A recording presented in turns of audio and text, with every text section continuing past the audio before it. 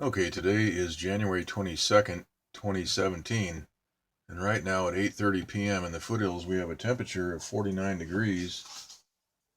The relative humidity is 99%. The barometer is reading 29.93, and we have a dew point of 49 degrees. And today we had, so far today we've had 1 3/4 inches of rain, and there is probably a little bit more on the way. We can see the tail end of this moisture moving in to Southern California, and then we have some unstable air right in this area moving in for tomorrow. We can see some of this jet stream flow right here, which has moved in. Let's look at the bigger map, and we can see the this jet stream flow moving right into California. Let's take a look at the jet stream map right now, which is right here. We have strong jet stream flow right into all of California, actually, and also into Baja, Mexico. Let's go back to the, let's take a look at the surface analysis map right here, and we can see that this storm system, which was indicated to be moving to the northwest last night in the video from yesterday, or rather early this morning, this storm has changed direction and is now moving to the southeast. It's a 971 millibar storm moving to the southeast, and that's going to be moving right back towards us down here in California, which is right along this area right here. A big cold front right here. Now out further we have a hurricane force storm system right here, 944 millibar. This is moving due east right towards the Canadian and U.S. coast. So we're going to keep an eye on this. Let's go back to the big map and we'll take a look at what's going on here. We have a right angle forming on this storm system. And we can see that. Let's go ahead and stop the map here and back it up a little bit. And we can see the manipulation occurring. We have a right angle right down here. And then we have a right angle up here. This is not a perfect right angle, but it does show manipulation. It's enough evidence here to show that there is some manipulation occurring. This straight edge here is probably about 500 miles long. As we scroll through the frames, each frame represents a half hour. This straight edge maintains its straightness throughout. As we can see, let's just go ahead and roll that. And the transmitter that is generating this right angle will eventually separate. The transmitter will end up separating this frontal system like we saw in the video yesterday.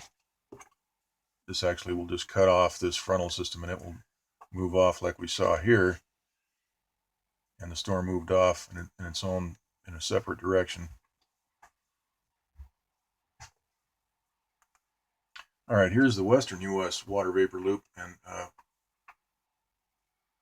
if we look at this with the grid on here, we see that this storm is actually stationary or slightly moving just to the west.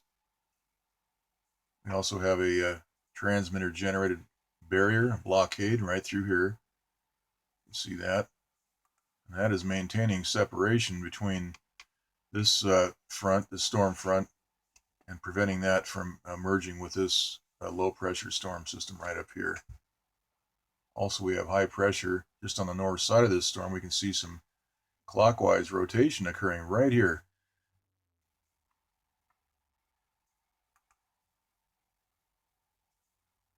That is peeling moisture off the top of this frontal system right here. We got high pressure just right adjacent to this storm. All right, here's the swell report. You can see that right off of California, we have 27-foot seas in this entire area. This is all very, very high seas right off of California. And right near Southern California, we have 15 and 18-foot seas. So that's very high swells. Stay out of the water. Okay, let's take a look next. This is the 500 millibar map. We see the two mid lows right here. These are mid-level lows shown, both closed. And we have a lot of squiggly activity on these isobars all through California. And these squiggly lines indicate varying degrees of high and low pressure from transmitter activity. Mainly these ground-based NEXRAD type transmitters. And so that's what generates these lines. They're not straight.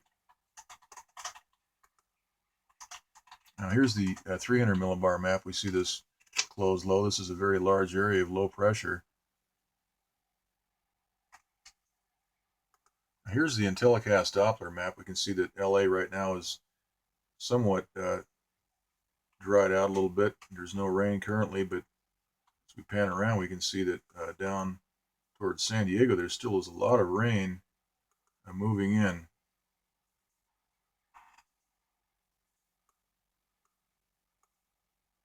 And also to the north here in the Lompoc and Santa Barbara and Arroyo Grande, San Luis Obispo, Cambria. A lot of rain moving in.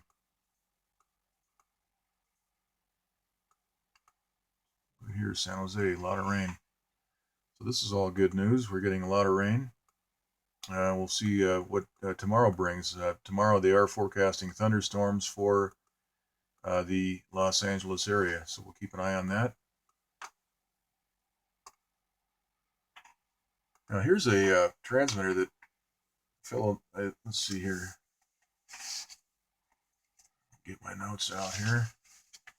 A fellow named, I think it was NetDog06, found this transmitter. This is located just to the south of the Ferndale transmitter, which is right up in these mountains right here.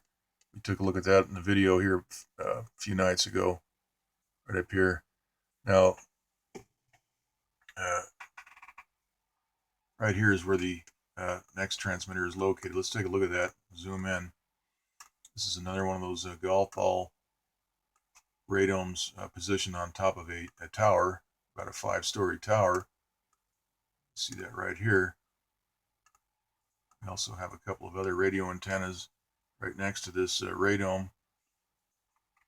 And we'll have to keep an eye on this location and see if there's any activity chopping up the rain that converges to this point here. We know that the other transmitter located up in Ferndale is, we've got that documented. That transmitter is definitely involved in chopping up the rain pattern. And that is located somewhere in these mountains. I don't have the location handy, but it's right up here, right in this area. All right. Next item is these maps that were screen captures that were taken last night before the rain really moved in. I think it was around 1 o'clock in the morning that we started to hear the rain. Either midnight or 1 o'clock, somewhere around there, we started to see the rain. But right here, we notice that the rain has just stopped. Right along, it just hugs the coastline all the way from Palisades, Pacific Palisades, all the way down to around Torrance. That's kind of an odd feature.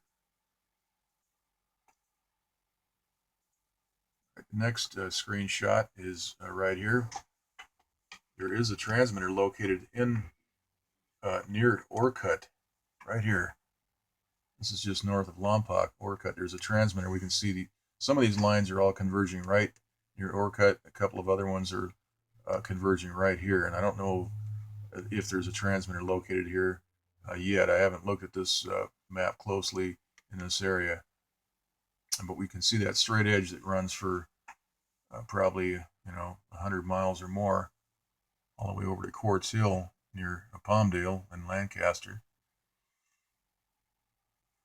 Also, we see a straight edge right here near San Fernando.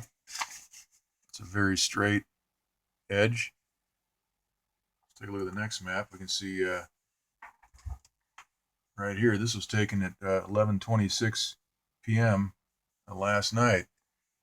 Look how straight that is. That is very, very straight.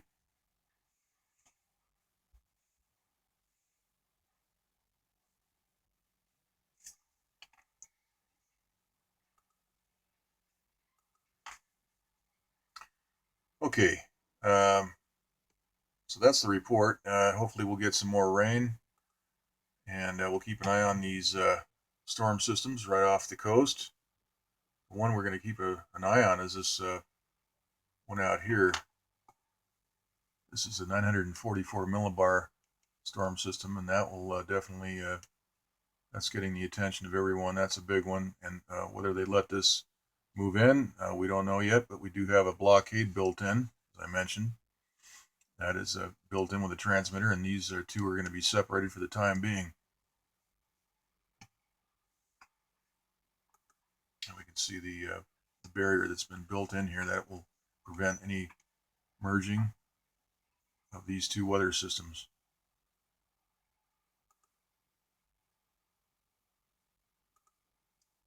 All right, so that's it. We'll do another update tomorrow.